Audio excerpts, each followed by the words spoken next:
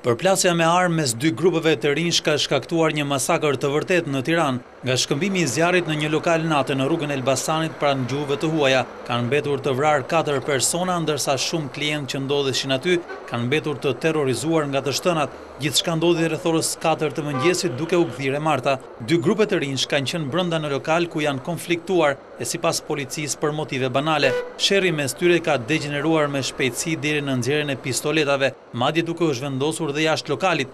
Në vetëm pak minuta, nga të shtënat kanë humbur jetën Edison Jaho, 36 vjeç, Enea Xhai, 38 vjeç, Arbër Demiraj, 19 vjeç, që është djali i ish prokurorit të apelit në Tiranë, Skënder Demiraj, si dhe shtetasi italian Paolo Azallo, 60 vjeç. Ky i fundit besohet se nuk kishte lidhje me ngjarjen, të ndroi jetë duke u transportuar në spital.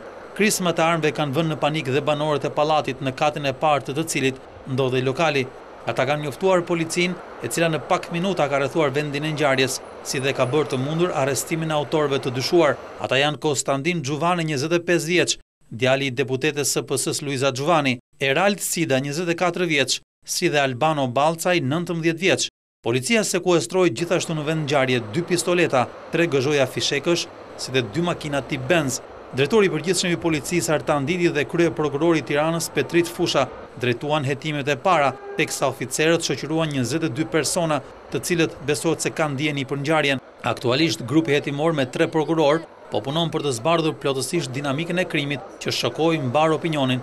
Burimet e policisë bëjnë të ditur se pas konfliktit të parë, vrasjet kanë qenë të llogaritura, pasi të paktën një prej viktimave ka marrë një plumb në kokë. Mes protagonistëve të ngjarjes spikat emri Konstantin Xhuvanit, djalit të Luiza Xhuvanit. 3 vjet më parë, ai u akuzua për vrasjen me një plumb në kokë të shokut të tij Alfred Musabelliu. Pasi qëndroi i fshehur për 3 muaj, i riu u dorëzua në polici dhe më pas u dënua nga gjykata e Tiranës me vetëm 2 vjet burg.